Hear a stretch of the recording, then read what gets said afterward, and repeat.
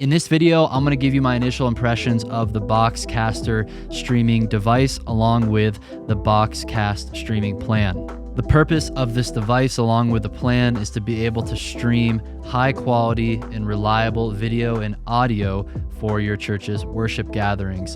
And one of the most convenient aspects of this device and the software is its ability to automate your live stream so that when Sunday morning rolls around, nobody has to press go live. It just automatically will start encoding the video and audio signal you give the Boxcaster. Up top, I'll say after 1 week of using it, so far, so good. I really enjoyed the initial setup and configuration process, and I really like what I see so far. But time will tell how reliable this system is, and I'll plan on making videos in the future to give you any updates on the system. But in the meantime, if you are a Boxcast user and you have the Boxcaster encoder, let me know down below in the comments what your experience has been like. What do you love about it? What do you hate about it? You may be wondering, Jake, why are you using Boxcast when you've used Resi for the same purpose? Resi is another streaming platform that provides the encoding hardware as well as a software service plan. And I'm still happy with the results you can get with Resi. We recommended it to a lot of our clients at Worship Ministry School. But recently something did change. Resi was acquired by PushPay. This video is not necessarily the time or place for me to go on about why I don't like PushPay. In a nutshell, they're a giving provider, and I'm not a big fan of their practices and how they generate revenue by taking a pretty large slice of every gift given to churches. And they have contracts that are pretty much impossible for churches to get out of once you've signed up for them. And I've experienced this personally at our church. We would like to transition away from PushPay, but we can't until the 5-year or something like that contract is up. So PushPay, obviously they generate a ton of revenue. They're able to acquire smaller companies like Resi, and Resi has just exploded over the past few years, and I'm very impressed with what the team there has built. And for reasons I kind of understand, but will never fully understand, Resi a couple weeks ago was acquired by PushPay. And because of that acquisition, I decided it was a good time to look for other options for our stream encoding and scheduling process, and that's how I came across Boxcast. And honestly, I feel dumb because I didn't look into Boxcast very closely over the past couple of years. Because so far, what I've found is that their device, the Boxcaster, is the fraction of a cost of Array Encoder, and then their service plans are also about half the cost of the service plans of Resi. So far when I saw that, I was like, if this system actually works well, this is a very, very good option for the majority of smaller to mid-sized churches out there. Because rather than investing $1,300 for Array Encoder and then $200 a month, sometimes more or less, for a Resi service plan, you could actually just invest $400 into a Boxcaster device with Boxcast and then sign up for their service plan, which is about $100 per month. So the more I dug into it, I was like, I got to try this out. So I did. About a week and a half ago, I went ahead, I signed up for the Boxcast plan, and they give you a 14-day trial. And then I immediately ordered the Boxcaster encoder. And then it arrived in my mailbox just a few days later. The first thing that I really liked about Boxcast was when I logged into the dashboard where you can control and schedule your live streams. I was just very impressed with the UI. And you guys have heard me in the past complain without even knowing that there's better UIs out there, better software out there. You've heard me complain about the UI of Resi's control software. I hope Resi makes updates to that control software in the near future, but as of right now, it still feels like it was a 9th grade software development project or something like that. Boxcast, on the other hand, when you log in, you can just immediately tell how intuitive it is. Right now, I'm just looking at our dashboard of upcoming live streams that we have scheduled. And you can see here every single Sunday, so upcoming here on the September 12th, we have a private stream that starts at 7:15 a.m. to 10:20 a.m. That's our rehearsal and our first service. It's a private stream so that myself or any one of our team members can log in and preview the live stream, make sure it looks good, make sure it sounds good.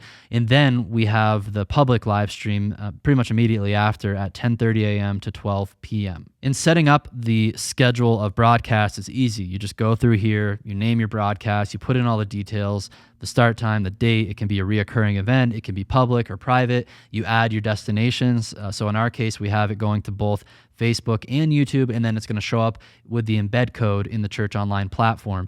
And the embed code, you just snag it right here within the Boxcast dashboard. It's got this channels feature. I'm not even using that right now. You can upload media. I'm not using that. And then it gives us reports.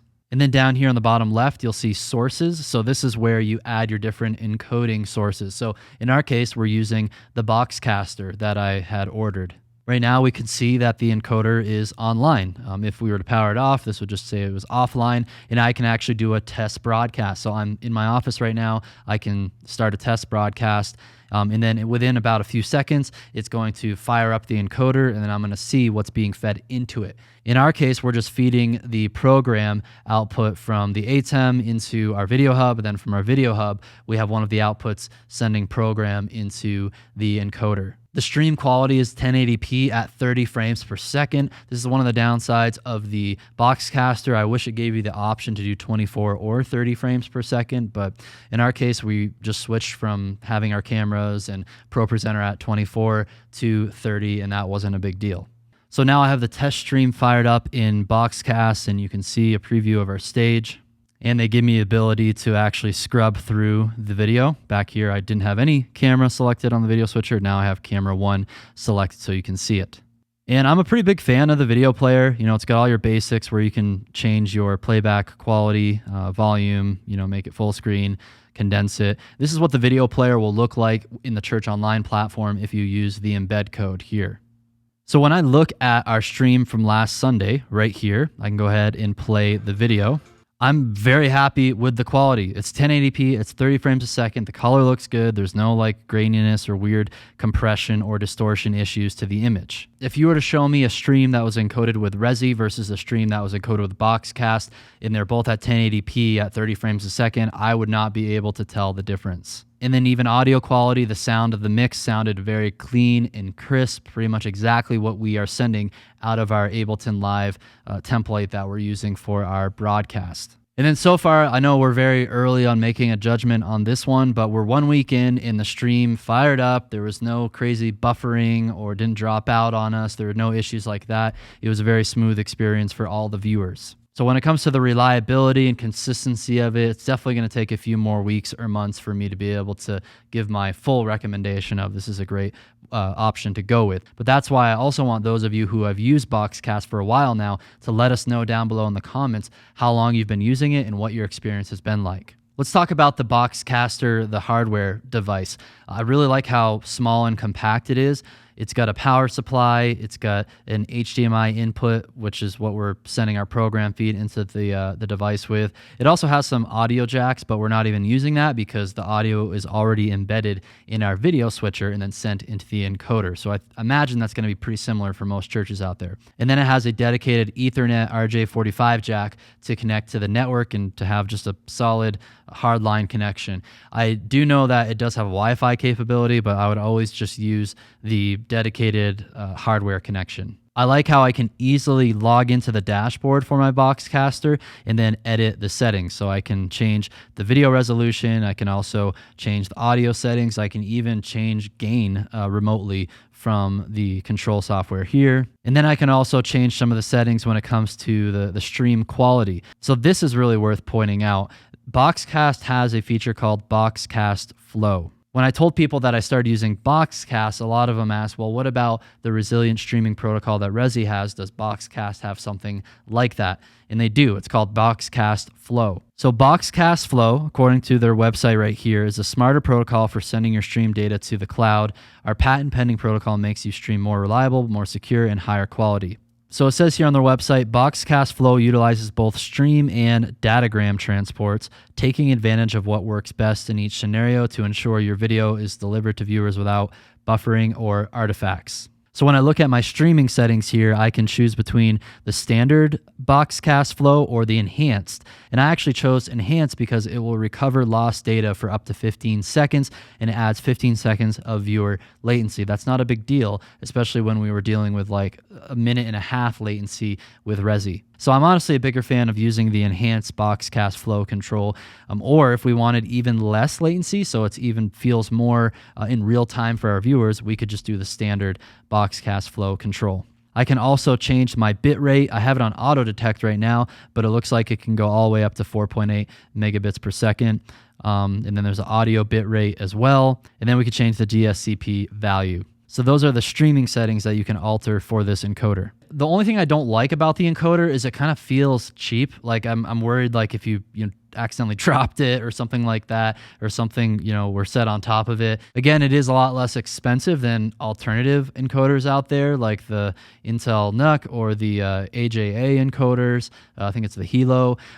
So you kind of get what you pay for. Just be careful with it and just be mindful of the build quality of it, because it just feels pretty plasticky. But I do like how it has the indicator lights on front to let you know that it's connected to the internet, it's streaming, and then it's getting a video signal. And that's really all you need the device to tell you when you're actually looking at it. It's worth saying that Boxcast does make the Boxcaster Pro. This one is about almost 10 times more expensive than the Boxcaster. I kind of wish they would come up with like a mid-range option there, even $1,000 to $1,500 encoder, because I like how the Pro has the screen on it and all that stuff. But again, for a lot of churches, I think this is completely overkill. I think they made these for maybe other situations, like you're streaming a bunch of sporting events and you're outside and you need like a really solid device and you need some more connectivity options on it as well, for audio and video I/O. So I honestly think the Boxcaster Pro is just overkill for most churches, and most of you will have great results with the Boxcaster like what we're using. My initial impression so far with the Boxcaster and the Boxcast software, if you can't tell, is it's very positive. I'm very happy with the experience so far. They also have very good customer service. Whenever you're in the software here, whenever you need help, you just hit the little chat icon here, and pretty much within 5 minutes, someone will help you out with any issue that you have. And even when you sign up, you're going to sign up for a free trial on the site, and then to actually order the hardware device, you have to just let them know, hey, I want to order the device. It was a little quirky at first because I was like, how do I actually buy the Boxcaster? Well, you just got to reach out to them, tell them you want to, and then it's good to have a conversation with them to make sure that you're getting the right device and the right plan for your situation. So speaking of right device, we already talked about the Boxcaster being probably the best for most small to mid-sized churches.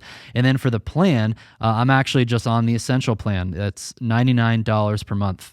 And you'll see with the Essential plan, it really does tick all of the essential boxes. I guess that's why they call it the Essential plan. All the important boxes for a church out there, to be able to stream to all the different platforms, to have a unique embed code for your church website or church online, the ability to schedule. You've got unlimited streaming. You're not worrying about bandwidth or anything like that.